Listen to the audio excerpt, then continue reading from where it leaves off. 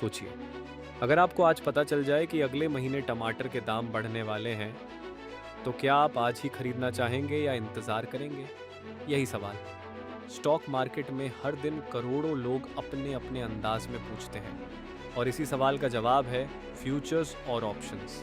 2025 में जहां एआई और एल्गोरिदम्स ट्रेड कर रहे हैं, रिटेल इन्वेस्टर्स हर रोज एफ एंड ओ में लाखों रुपए लगा रहे हैं।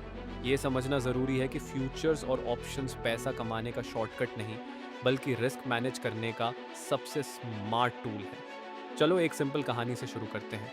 एक किसान है, रमेश। वो आलू उगाता है। हर साल उसे डर लगता है, अगर आलू के दाम गिर गए तो रमेश अपने आलू बेचने से पहले एक कॉन्ट्रैक्ट करता है एक व्यापारी से। वो तय करता है कि मैं अपने आलू 3 महीने बाद 20 रुपए प्रति किलो पर बेचूंगा। अब चाहे मार्केट में रेट 15 रुपए हो जाए या 25 रुपए, रमेश को मिलेगा वही तय किया हुआ 20 रुपए। इससे क्या हुआ? रमेश का रिस्क कम हो गया, व्यापारी को मिला प्रिडिक्टेबल प्राइस। दोनों ने फ्यूचर कॉन्ट्रैक्ट कर लिया, यानी आज तय किया कि भविष्य में क्या होगा। यही होता है फ्यूचर्स ट्रेडिंग। अब यही कॉन्सेप्ट स्टॉक मार्केट में होता है, बस आलू की जगह होती है रिलायंस, इन्फोसिस या निफ्टी 50 इंडेक्स। आप कहते हैं मुझे लगता है रिलायंस अगले महीने बढ़ेगा, तो आप फ्यूचर्स कॉन्ट्रैक्ट खरीदते हैं, यानी अभी तय कर लेते हैं कि आप 1 महीने बाद इसे किस रेट पर खरीदेंगे। अगर रिलायंस सच में बढ़ा, आप मुनाफा कमा लेते हैं, अगर गिरा आपको नुकसान होता है, लेकिन असली मज़ा आता है ऑप्शंस में। अब सोचो, एक आम बाग का मालिक है अमित।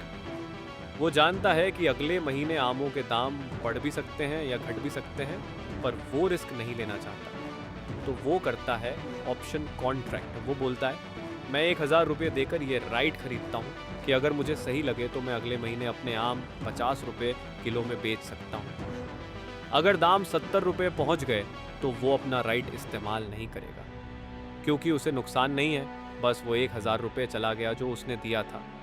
लेकिन अगर दाम 40 रुपये गिर गए तो वो अपना ऑप्शन इस्तेमाल करेगा और 50 रुपये में बेचकर नुकसान से बच जाएगा। यानी ऑप्शन आपको हक देता है, मजबूरी नहीं।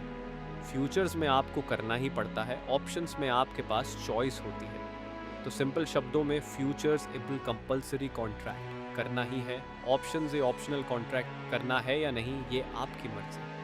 एफ एंड ओ से आप मार्केट में गिरावट से बच सकते हैं या फिर सही डायरेक्शन पकड़कर प्रॉफिट भी कमा सकते हैं। लेकिन याद रखिए, F and O zero sum game है, किसी का फायदा किसी का नुकसान।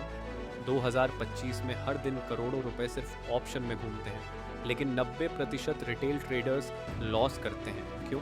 क्योंकि वो इसे इंश्योरेंस समझने के बजाय जैकपॉट मशीन मान लेते हैं। ऑप्शंस बिल्कुल वैसे हैं जैसे आपकी गाड़ी का इंश्योरेंस।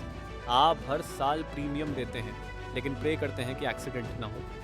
अगर एक्सीडेंट हो गया तो वो इंश्योरेंस काम आता है।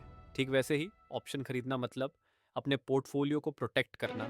अगर मार्केट क्रैश हुआ तो ऑप्शन आपका सेफ्टी नेट है। आज के समय में एआई और एल्गोरिदम्स सेकंडों में डेटा एनालाइज करते हैं। रिटेल ट्रेडर्स ज़ीरोधा या धान जैसे ऐप्स से एफएनओ में डेली ट्रेड करते हैं, लेकिन जो सफल हैं वो प्रिडिक्ट नहीं करते, वो प्रोटेक्ट करते हैं। वो एफएनओ को इंश्योरेंस की तरह यूज़ करते हैं, गैम्बलिंग की तरह नहीं। तो याद रखो, फ्यूचर्स और ऑप्शंस ना तो जादू है ना जुआ, ये सिर्फ रिस्क और रिवॉर्ड को बैलेंस करने के टूल्स हैं। मार्केट में जीतता वही है जो रिस्क को समझता है, ना कि वो जो सिर्फ रिटर्न के पीछे भागता है।